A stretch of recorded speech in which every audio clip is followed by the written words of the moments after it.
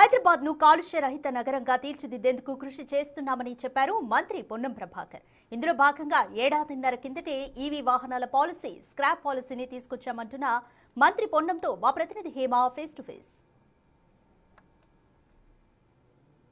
Stalls అన్ని కూడా తిరిగి మంత్రి పొన్నం ప్రభాకర్ కూడా చూస్తూ ఉన్నారు. అసలు ఎంఓయూలు ఏమైనా కుదిరాయా, నిన్న ప్యానెల్ డిస్కషన్ ఏం జరిగిందో అడిగి తెలుసుకుందాం. సార్, ఏంటి నిన్న మొత్తం కూడా ప్యానెల్ డిస్కషన్స్ జరిగాయి, ఇంటర్నేషనల్ డెలిగేట్స్తో మీటింగ్ అయ్యారు, ఏమైనా ఎంఓయూలు కుదుర్చుకున్నారా మీ శాఖలో?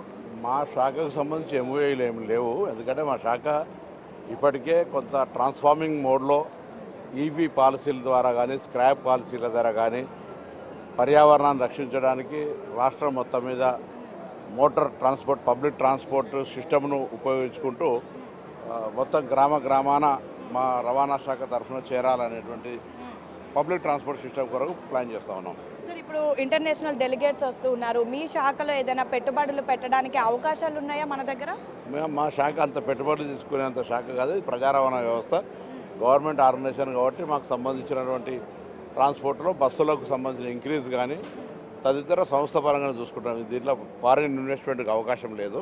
సో ఉన్న దాంట్లో ప్రజలకు గ్రామీణ ప్రాంతాల దాకా పోవడానికి ఉన్నటువంటి అవకాశాలని దట్టు ఇప్పుడు ఢిల్లీ పరిస్థితి చూస్తే ఏ విధంగా అయితే కాలుష్యం ఉందో దానికి పరిణామం పడకుండా ఒక పర్యావరణానికి సంబంధించి ఇప్పుడే ఒక ప్లాన్ ఆఫ్ యాక్షన్ తీసుకొని పోతా ఉన్నాం. సార్, నెట్ జీరో సిటీగా మారబోతుంది, నాన్ పొల్యూషన్ సిటీగా చేయబోతున్నారని మీ ప్రభుత్వం చెప్తుంది. ఆటోలు ఈవీ ఆటోలు ఇచ్చినాము, బస్సులు ఈవీ ఆటోలు తెస్తూ ఉన్నాం, ఈవీ పాలసీ ఇచ్చినాం.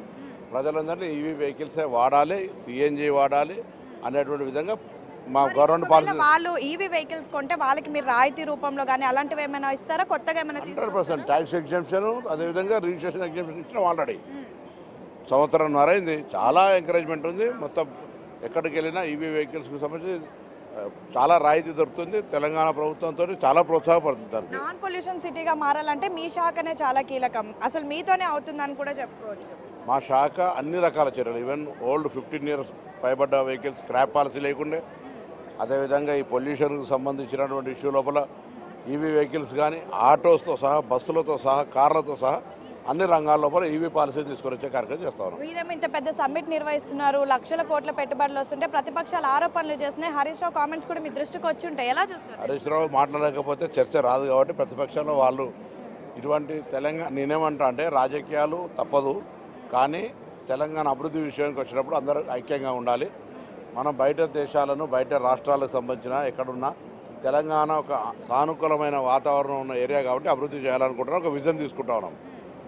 అటువంటి విజన్కు సంబంధించిన విషయంలో వల్ల పాలిటిక్స్ సెంటర్ కాకుండా సహకరించాలని కోరుతా ఉన్నా.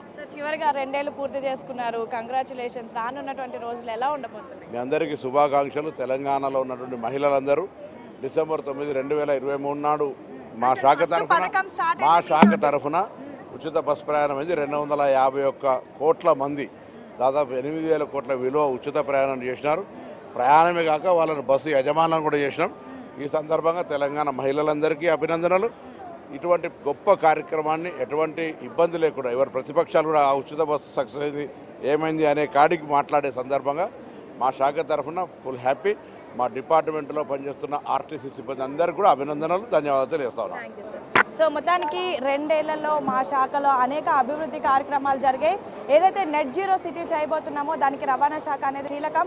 ఇప్పటికే ఈవీ వెహికల్స్ అన్నిటికీ కూడా ట్యాక్స్ డిడక్షన్ చేశాము, రిజిస్ట్రేషన్ ఫీజు లేకుండా చేశాము. సో ఖచ్చితంగా రానున్నటువంటి రోజుల్లో శాఖని మరింత డెవలప్ కూడా చేస్తాము అంటూ కూడా మంత్రి పొన్నం ప్రభాకర్ చెప్తున్నారు. వీడియో జర్నలిస్ట్ శ్రీనుతో హేమ, బిగ్ టీవీ, గ్లోబల్.